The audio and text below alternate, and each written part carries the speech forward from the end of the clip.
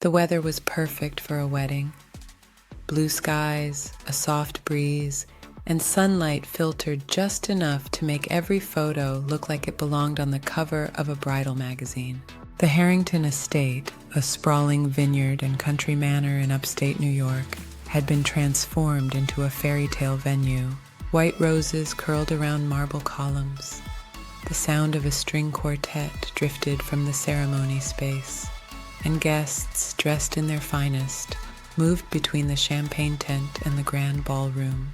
Everything looked flawless, but perfection is often the most convincing lie. At the heart of the spectacle was Elena Vaughn, the bride, a vision in a silk Givenchy gown and a hand-stitched veil passed down through 3 generations. On her arm was Daniel Harrington, the heir to the Harrington winery empire, golden boy of the social elite, and the groom. They had met at Columbia, fell in love at a charity gala, and today marked the culmination of 4 years of curated romance. But behind Elena's luminous smile was a growing dread she couldn't shake. The first sign had been the anonymous envelope on her makeup chair that morning. Inside was a single Polaroid, Daniel in a compromising embrace with a woman who wasn't Elena. The image was blurry but damning. Scribbled across the bottom in red ink, "Still think he's yours?" No signature, no explanation, just doubt delivered like a dagger. Elena hadn't told anyone. Not her maid of honor, not her sister, not even her wedding planner, who had a meltdown over the color of the napkins. She'd tucked the photo into her clutch and walked down the aisle anyway. Now, hours later during the reception, Elena drifted through the crowd, champagne flute untouched, eyes scanning for anything, anyone that didn't belong. That's when she saw her. A woman in a crimson dress, too bold for a wedding guest, too beautiful not to be noticed. She stood at the edge of the ballroom, sipping wine, staring straight at Elena. Elena excused herself from a conversation with Daniel's uncle and made her way across the room. But by the time she arrived, the woman was gone. "Looking for someone?" came a voice behind her. It was Graham, Daniel's best man, childhood friend, and occasional devil's advocate. "You saw her too?" Elena asked. He raised an eyebrow. "Who?" "A woman in red, tall, dark hair, stunning." Graham hesitated. "No idea who you're talking about, but you look like you need air." "Come on." He led her to the back terrace. A soft wind tugged at her veil. For a moment, Elena considered telling him about the photo, but Graham was loyal to Daniel first. "Cold feet?" he asked gently. "Would it count if we're already married?" Graham chuckled. "It's a big day, you're allowed to panic a little." But this wasn't panic. It was premonition. Inside, the DJ changed tracks. A slow song. The crowd shifted toward the dance floor. Daniel was in the center, spinning Elena's sister, laughing, relaxed. Elena turned back toward Graham. "If something was wrong, if you knew something, would you tell me?" Graham's expression shifted. "Is something wrong?" Elena shook her head. "Forget it." But the seed was planted. Later that night, after the cake had been cut and the toasts had all blurred together, Elena escaped to the bridal suite. She locked the door, peeled off her gown, and opened the clutch. The Polaroid stared back at her. She flipped it over. There was more writing now.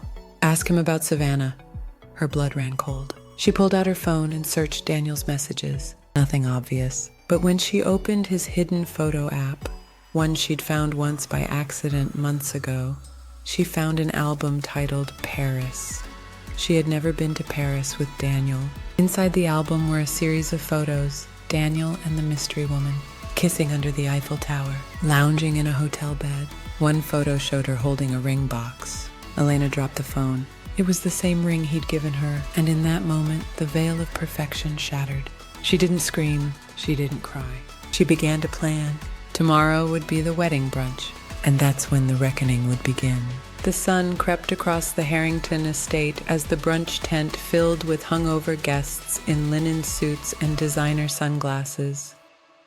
The remnants of last night's opulence, discarded programs, lipstick-smudged champagne flutes, and wilted bouquets had been swept up and replaced with mimosa bars and artisanal bagels. But beneath the brunch's curated cheer, tension twisted through every table like a barely audible hum. Elena Vaughn walked in 20 minutes late, wearing an ice blue pantsuit and an expression no one could read. She kissed Daniel on the cheek. accepted a mimosa she wouldn't drink, and greeted guests with the mechanical grace of someone hosting a party for their own betrayal. Daniel was radiant, oblivious. He whispered jokes to her, touched her lower back, performed affection for the crowd. It was flawless. It made Elena nauseous. From across the tent, Graham watched her. He hadn't slept. Something about the woman in red, the shifting stories, and Elena's sudden chill had him on edge. He approached her when Daniel excused himself to speak to the caterer. "You okay?" "Better than ever," Elena said, her smile frosted and impenetrable. He leaned in. "You found something, I can see it." "What is it?" She held his gaze for a moment too long, then handed him her phone. 1 swipe, 2 swipes, and Graham went pale. "That's Savannah Hale," he whispered. "Who is she to Daniel?" Graham looked around. "Not here, Doc, come with me." They slipped away from the brunch, past the hedge wall, and toward the estate's east garden, normally off limits to guests. He dated her 2 years ago. They were serious. She vanished from his life. We all assumed they broke up. So why was she in Paris with him 6 months ago with my ring? Graham closed his eyes. "I didn't know that, I swear." Elena held up the Polaroid. "This was in my dressing room yesterday. Someone's trying to warn me, Dot, or destroy me. Or both," Graham said. "What's your move?" "Find her." He hesitated. "She's here." Elena blinked. "Excuse me?" Graham nodded. "I saw her. Briefly. Thought she was a guest of one of Daniel's cousins. She slipped out after the ceremony." Elena stepped back. Her heart thundered. "She's still here?" "Somewhere." She didn't wait. Elena stormed toward the main house, into the bridal suite. She rifled through her things, scanning the closet, the drawers, then froze. A red dress lay crumpled on the floor of the adjoining room. Her hands shook as she reached for it. Lipstick still stained the collar. Attached to the hanger was a note written in blocky print. "He lied to both of us. Call me." Below was a number. She dialed. No answer. She tried again. This time a voice picked up. "Elena?" "Savannah," a long pause. "We need to talk." They met at the estate's greenhouse, empty, warm, quiet. Savannah wore jeans and a hoodie, her face pale, eyes shadowed. "I didn't come to ruin your wedding," she said. "Then why?" Savannah pulled out a small notebook. "Because I thought I was the only one, until I saw your engagement photo in People magazine. He proposed with my ring." Elena took a slow breath. "When did you two break up?" "We didn't. He ghosted me after Paris. We had dinner, went back to the hotel, and the next morning, gone. No note, no call." Elena pressed her hands to her face. "He told me he'd never been to Paris." Savannah opened the notebook. Inside were receipts, printouts of texts, screenshots of emails, evidence. "Why didn't you come forward sooner?" "Because I thought I'd imagined it. That maybe I'd made too much of a fling. But when I saw your dress yesterday, I knew." Elena studied her. "What do you want?" Savannah looked tired. "The truth. For someone, anyone, to finally see what kind of man he is." They parted with a fragile understanding. But as Elena turned to leave, she spotted Graham in the shadows. "You followed me." He didn't deny it. "You have no idea who you married, Elena." She narrowed her eyes. "Then tell me." He hesitated. "It's not just Savannah. There's more. I've covered for him." "We all have." "But it's gotten darker." Elena's throat tightened. "How dark?" Graham looked at her with something like pity. "Money, influence, maybe blackmail. You think this wedding was about love? He needed you, your image, your campaign consulting firm. We made him respectable." She stepped back. "You helped him do this. Not anymore." Later that night, Elena sat alone in the wine cellar, combing through Daniel's locked laptop with a code Graham had given her. Emails, transfers, surveillance footage, files labeled insurance, one video played. Daniel, sitting in the same greenhouse, speaking to a man Elena didn't recognize. "She thinks it's real," Daniel said.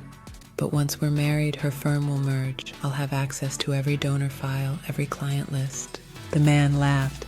"And then what?" "Then I make my move." Elena closed the laptop. Tomorrow, she would host a private dinner at the estate, and Daniel would be the guest of honor. The final dinner was Elena's idea, an elegant seated affair in the Harrington Estate's private dining hall. Just 30 guests, close family, inner circle friends, and those with enough political or financial capital to warrant FaceTime. It was pitched as a thank you for their presence, a toast to new beginnings. But it was a trap. Elena stood in front of the mirror in her dressing suite, smoothing the midnight blue velvet gown she'd chosen specifically for this night. No veil, no soft pastels. Tonight, she wasn't the blushing bride, she was a woman preparing for war. Savannah waited downstairs, hidden in one of the staff lounges with Graham. Elena had brought her into the estate under the guise of needing extra help with dinner coordination. They would play their parts when the moment came, but for now everything had to appear normal. Elena descended the grand staircase just as Daniel entered the room. His tuxedo was tailored, smile charming. Everything about him was practiced to the point of perfection. He took her hand. "You look like a goddess," she smiled. "You always say the right thing, only when it's true." The guests took their seats, the wine flowed, and laughter filled the hall. Toasts were made, stories told. Elena played her role to perfection until dessert. As plates of bruleed figs and espresso mousse were passed, Elena stood. She tapped her glass. "Before we close this evening, I'd like to say a few words." A hush fell. "I want to thank everyone here for being a part of this incredible weekend. For witnessing the vows, the joy, the unity." A few chuckled. Daniel reached for her hand. "But more than anything," she continued, pulling her hand away, "I want to thank my husband for being a man of such intricate layers." A ripple of confusion swept the room. She turned to Daniel. "It's amazing, really, how well you've played this role. The devoted partner, the business-savvy groom, the charming heir." Daniel stiffened. "Elena, what are you doing?" She lifted a remote, giving everyone what they came for. The lights dimmed. A screen behind her descended and a video began to play. "Daniel in the greenhouse months ago. She thinks it's real. But once we're married, her firm will merge. I'll have access to every donor file." Gasps erupted. Whispers. A chair scraped backward. Daniel stood. "This is out of context." Elena raised her voice. "There's no context that saves you. The texts, the transfers." "Savannah." On cue, Savannah entered the room. Someone at the table whispered her name. Daniel paled. "You thought you could burn us both and walk away," Savannah said. "But you lit the wrong fuse." Graham appeared next, holding a stack of documents. "We traced the accounts, the donor laundering, the falsified client mergers. You were using Elena to build a shadow campaign fund."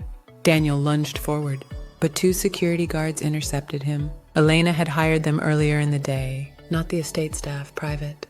"You don't want to make this worse," she said calmly.